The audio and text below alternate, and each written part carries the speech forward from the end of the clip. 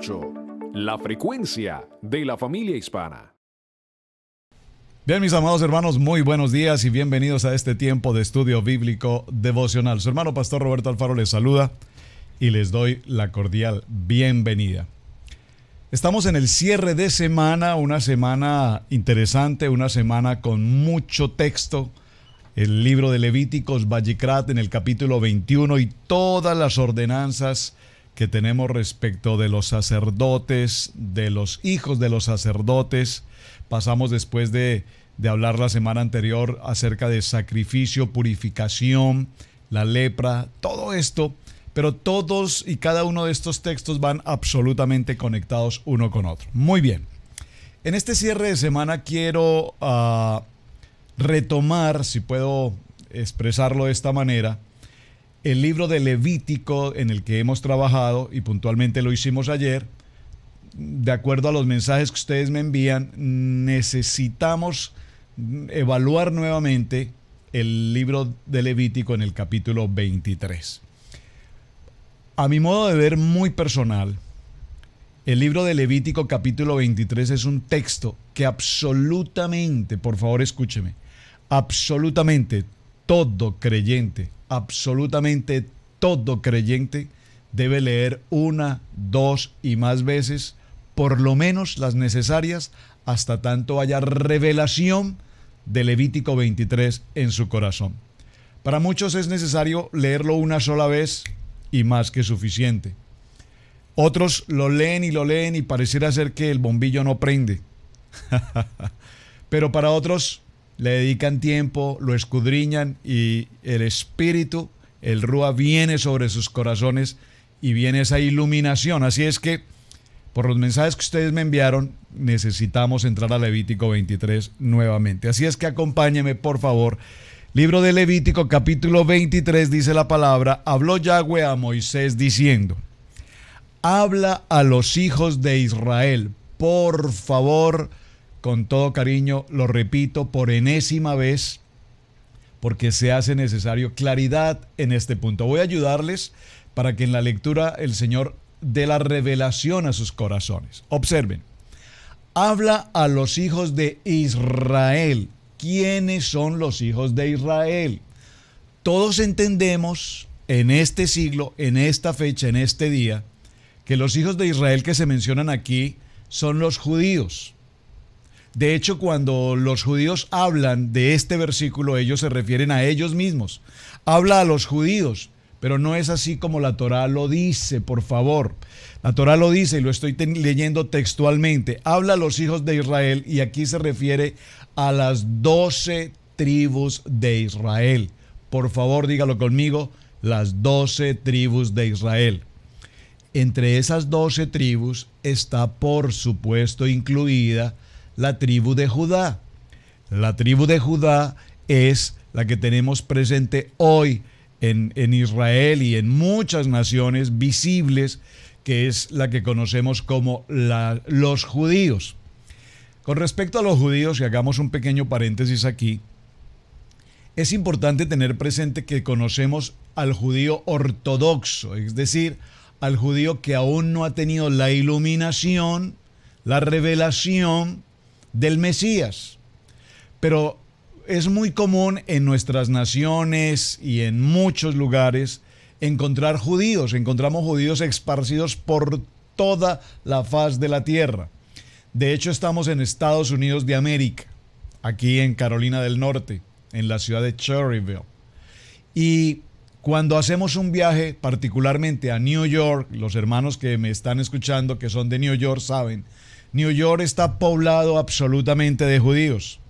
Pero no solamente el hecho de que esté poblado de judíos es interesante, sino que además entendemos que si el pueblo judío no estuviese presente en la economía de esta nación, los Estados Unidos de América tampoco serían la potencia que son hoy desde el punto de vista económico.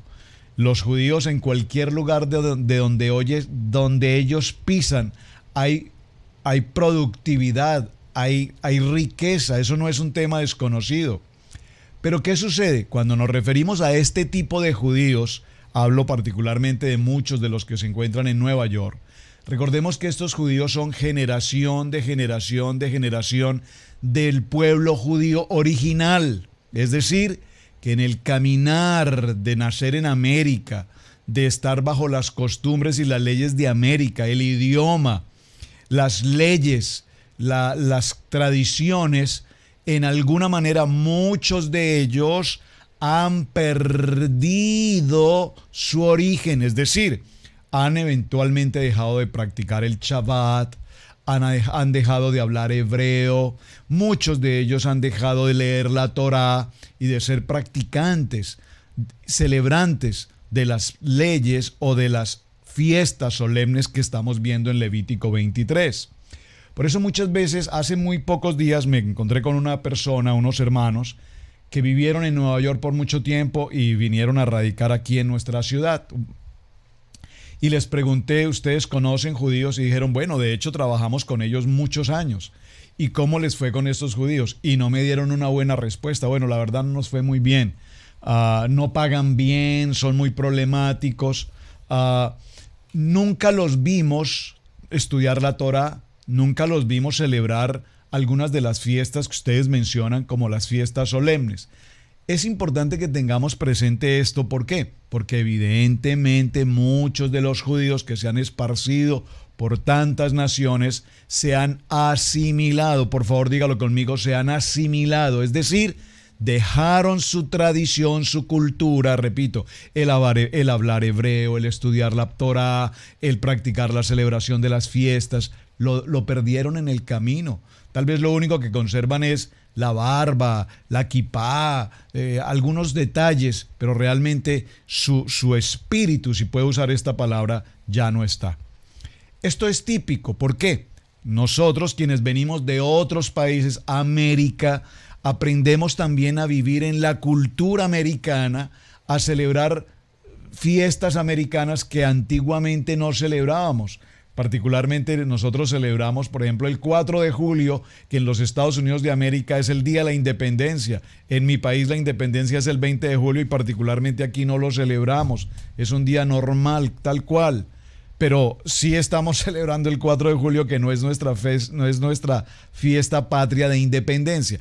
Quiero que me comprendan entonces el concepto de asimilación. Asimilación significa que perdieron, repito, su tradición, su cultura, su principio y se establecen en otra cultura y tal vez apliquen otras culturas. De hecho, me decían estas familias que vinieron de Nueva York que en su experiencia trabajando con judíos, normalmente ellos un fin de semana hacen reuniones sociales, disfrutan de la familia, sí, son muy de familia, pero muy de ellos también como judíos, pero particularmente ingieren bebidas alcohólicas y se embriagan. Entonces, estamos hablando de un tipo de judío, repito, asimilado, es decir, que perdieron su fundamento. Ahora, no es el punto, no es el tema, solo hice esta mención para que haya claridad al respecto. Cuando la palabra en el verso 2 de Levítico 23 dice, habla a los hijos de Israel, entonces hablamos de las 12 tribus entre las cuales está Judá. Las fiestas solemnes de Yahweh, las cuales proclamaréis como santas convocaciones, serán estas. Noten que dice que son las fiestas de Yahweh, de Hashem, las fiestas del Padre. No dice las fiestas de los judíos. Pastor, ¿usted por qué insiste tanto en este punto? Tanto. Por una razón muy sencilla. Porque no estamos informados. Y yo sé que hay personas que tal vez sea la primera vez que tienen la oportunidad de ver este video, este estudio bíblico. Por lo tanto, cuando escuchan Torá o cuando escuchan judíos, oh, eso es de los judíos. No. Estas son las santas convocaciones que habla que el Padre, que se las celebremos a Él, a Dios, a Yahweh, al Padre Eterno, a Hashem. Aquí la palabra que ha sido traducida como fiestas solemnes, ya lo habíamos enseñado en esta semana, es la palabra Moadim, del plural Moed, que significa tiempo y lugar señalado. Por favor, marque esto en su corazón. Tiempo y lugar señalado, es decir, hay una cita divina, si puedo, hay un lugar, un tiempo, un momento determinado por el Padre a través de estas celebraciones en las cuales Él estará absolutamente presente. Esos son los kairos, los tiempos kairos, 7 tiempos kairos de Dios establecidos para su pueblo, en el que vamos a tener una cita fija o fijada previamente por el Eterno en el ciclo anual dentro del calendario hebreo, dentro del calendario bíblico, que recordemos que es el calendario lunar, a diferencia del calendario solar o grecorromano, que es el que contamos de enero a diciembre.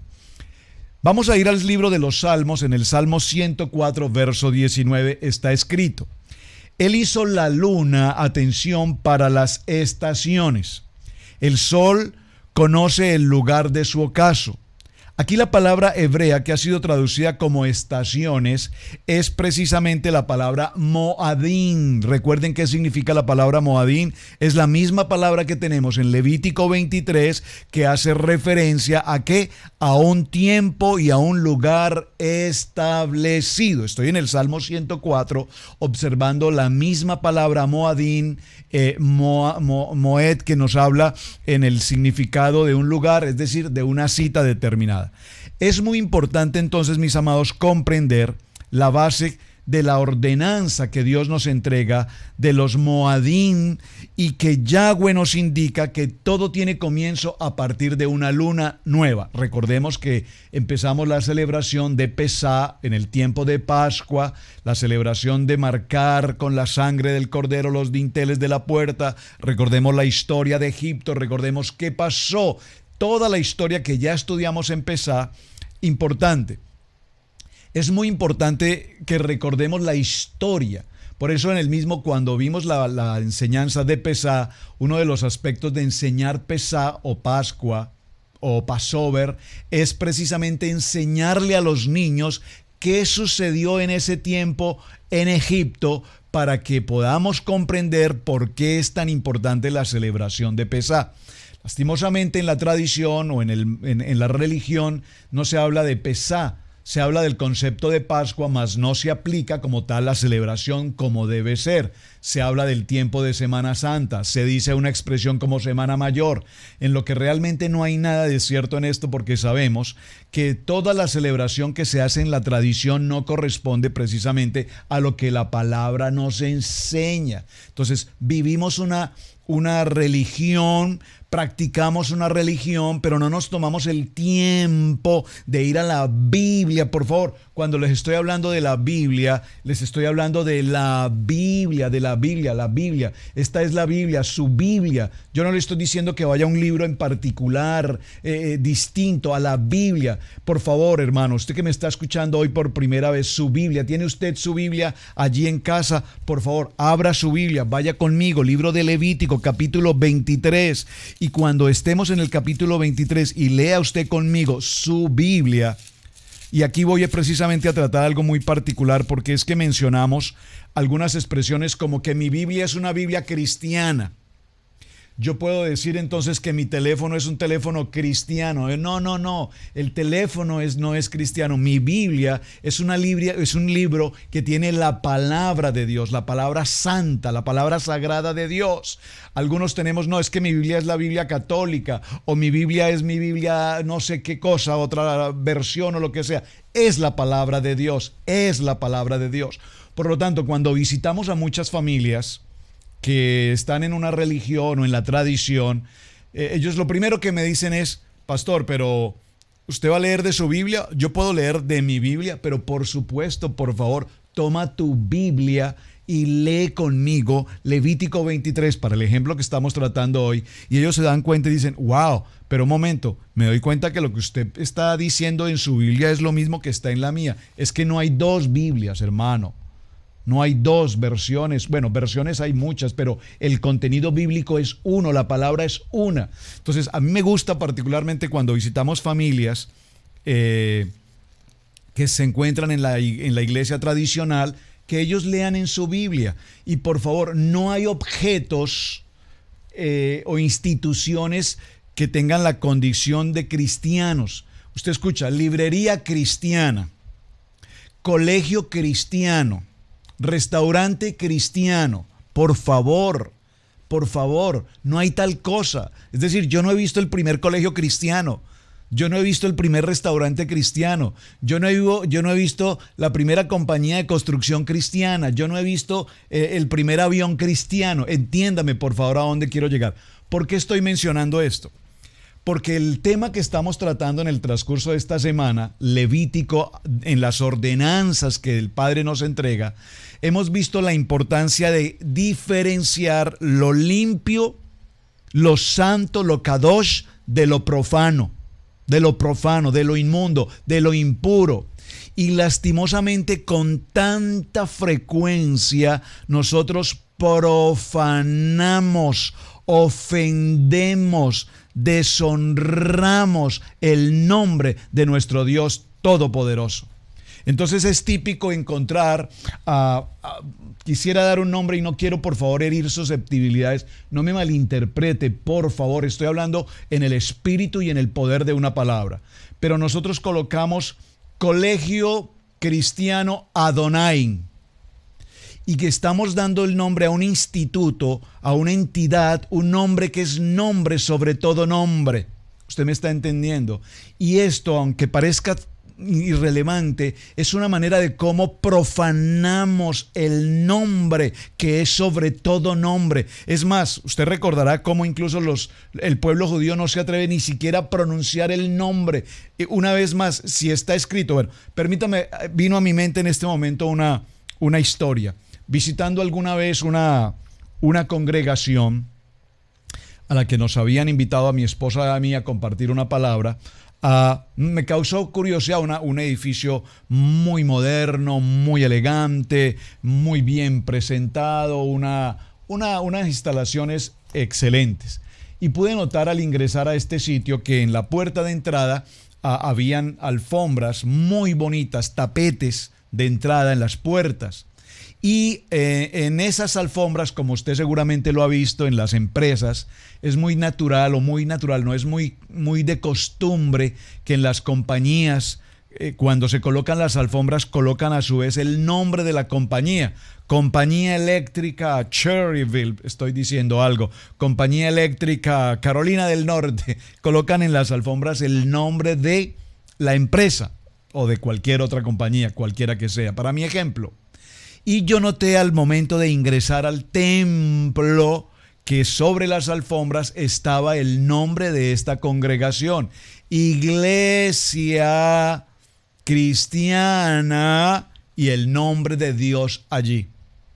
Cuando llegamos a ese punto, mi esposa y yo vimos el tapete, la alfombra, y nos preguntamos por un segundo. Es algo espiritual, hermano. Por un segundo significa que para entrar a esa iglesia, todos quienes han ingresado durante años a este edificio han pisoteado el nombre de Dios. ¿Me puedes entender qué es lo que quiero referenciar? Es decir, de qué maneras nosotros permanentemente profanamos el nombre de Dios. Y este es un ejemplo creo que muy claro para significar lo que quiero mostrar. Cuando nosotros vimos en aquella alfombra muy bonita, muy elegante a la entrada de 2 o 3 puertas de la iglesia, todas con un nombre, el nombre de Dios, y que 100 o 200 personas que habían pasado por esa puerta, todos absolutamente habían pisoteado el nombre de Dios. Usted me está entendiendo lo que le quiero significar. Quiero significar con esto, hermano, que hay muchas personas que tratan su Biblia como cualquier cosa, como que la lanzo por aquí, la lanzo por allá, y no tenemos el cuidado y la preocupación de que este libro sagrado, la palabra de Dios, merece ser puro, limpio, cuidado, es santo. Mientras no tengamos ese cuidado y ese trato, la gente podrá tratar con mayor cuidado su celular, que no se le vaya a dañar, a golpear, que su propia Biblia. Es decir, que profanamos el libro sagrado. Miren, hermanos, hay otras religiones u otras, digámoslo así, otras religiones en las que es imposible siquiera que alguien medio maltrate de alguna manera lo que ellos llaman su libro sagrado.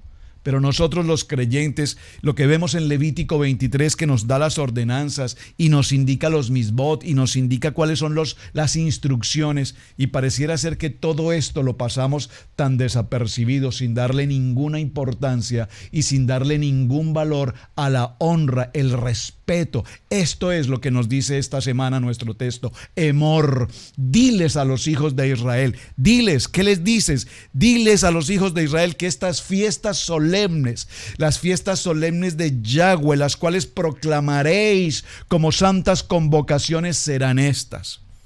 Ahora, en el Salmo 81, verso 3, dice, verso 33 dice: tocad la trompeta en la nueva luna, en el día señalado, en el día de nuestra fiesta solemne. Día señalado, día de su fiesta solemne, lo que nos está indicando es, repito, un moadín, un tiempo que se ha de cumplir. Y ese tiempo se está cumpliendo y lo estamos cumpliendo cada vez que nosotros como familia, como congregación nos reunimos y respetamos los lugares sagrados que Dios ha establecido, el tiempo sagrado que Dios ha establecido para la celebración y el cumplimiento de estas fiestas, que no son fiestas de judíos, que por supuesto ellos las celebran porque ellos conocen la Torá, porque ellos conocen la palabra. Y repito,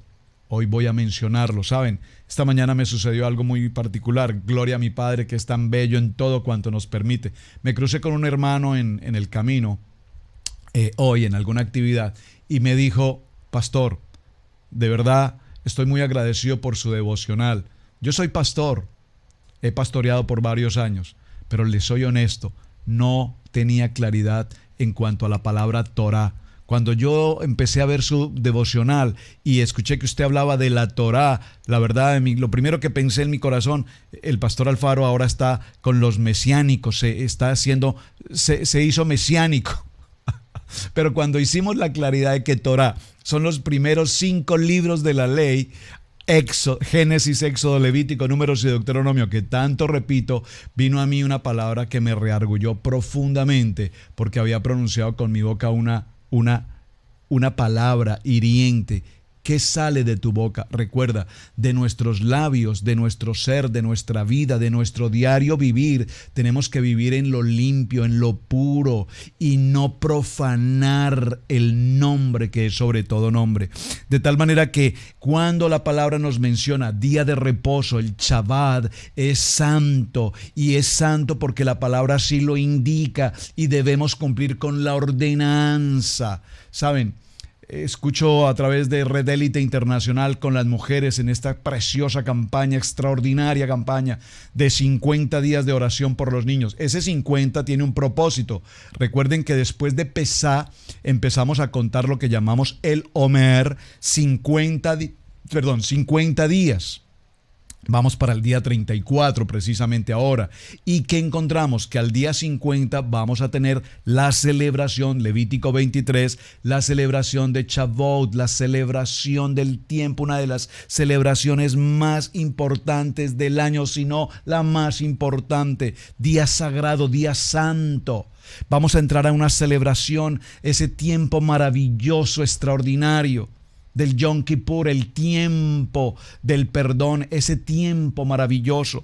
Por lo tanto, dice la palabra que ese Shabbat de Levítico 23, que tanta polémica tenemos con el tema de Shabbat, no es una historia inventada por el hombre, es una ordenanza establecida por Dios. 6 días trabajarás, mas en el 7º día será de reposo. Santa convocación, ningún trabajo haréis. Día de reposo es de Yahweh en donde quiera que habitéis. ¿Quién lo dice? La palabra, escrito está. Entonces leamos con atención que esta palabra Shabbat es una fiesta ordenada por el Padre Todopoderoso. ¿Quién puede cambiar esto? ¿Qué institución, qué hombre, qué concilio, qué denominación puede cambiar esto? Absolutamente no. Pero sin embargo, por allí en el 321 Constantino se le ocurrió que no se reuniesen los fieles el día de reposo, sino que se cambiaría al día domingo. Y a partir de aquel entonces hasta nuestros días, hasta nuestras fechas, todavía se está siguiendo una ordenanza de hombres y no la ordenanza establecida en Levítico 23 de Dios para con su pueblo. En el Evangelio de Marcos, en el capítulo 2 y en el verso 27, dice: también les dijo, el día de reposo fue hecho por causa del hombre y no el hombre por causa del día de reposo. Este es un tema maravilloso. Quisiera predicar sobre esto, pero no tengo el momento para hacerlo. Ya hay una predicación que hice en algún otro momento. Esta importante frase de Marcos 2:27. El día de reposo fue hecho por causa del hombre y no el hombre por causa del día de reposo.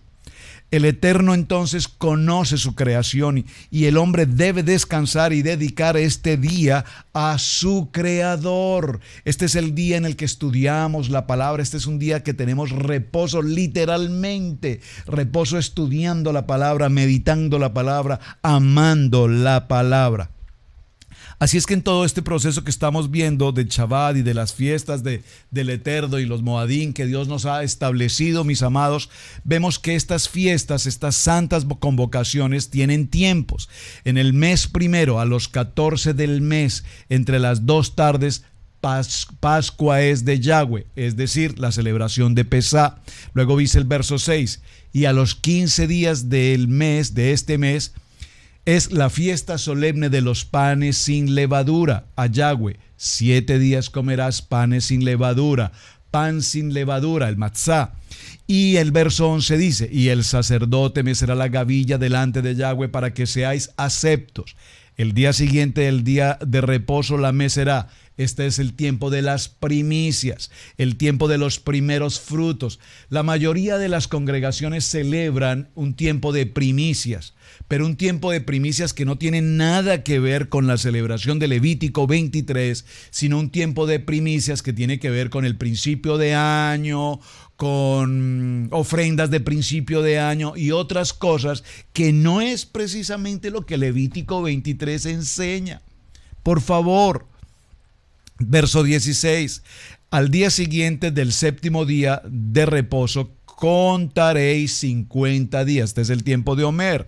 Entonces ofreceréis grano a Yahweh, Shavuot o Pentecostés. Esta celebración de Pentecostés que tanto hemos celebrado en una iglesia cristiana, cuando lo vemos a la luz de la Torá, a la luz de la palabra del Pentateuco, a la luz de Levítico 23, nos encontraremos con otro nivel, dígalo conmigo, otro nivel, la celebración de Pentecostés, otro nivel. Habla a los hijos de Israel y diles, en el mes 7º, al 1 del mes, tendréis día de reposo, una conmemoración al son de trompetas y una santa convocación. Aquí entramos entonces al tiempo de Yom Teruah o al tiempo de la fiesta de las trompetas. A los 10 días, verso 27, a los 10 días de este mes 7º, observen que aquí no nos dice enero, febrero, marzo, abril, ya lo indiqué ayer. Nos habla de meses por número o días por número. A los 10 días de este mes 7º será el día de expiación. Por eso es tan importante cuando celebramos Pesá en esa fecha puntualmente, porque a partir de allí empezamos el conteo de los días para continuar con las respectivas celebraciones de todo el año. Entonces, en el mes 7º será el día de expiación.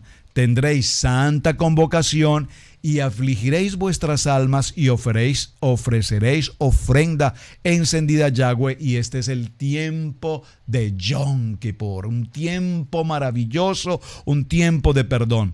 Habla a los hijos de Israel y diles, verso 34, a los 15 días de este mes 7º, será la fiesta solemne de los tabernáculos a Yahweh por 7 días. Esta es la celebración de las enramadas, del Sukkot, de lo que en la Biblia nos mencionan como que María o Miriam y José llegaron y al no encontrar hotel, habitación disponible, en los Ramadaín no estaban abiertos, en los Holiday no había espacio, entonces los llevaron a un pesebre, y a nosotros nos tradujeron la palabra pesebre, que realmente la traducción tiene sentido, pero el texto, el vocablo original es una Sukkot, dígalo conmigo, una Sukkot.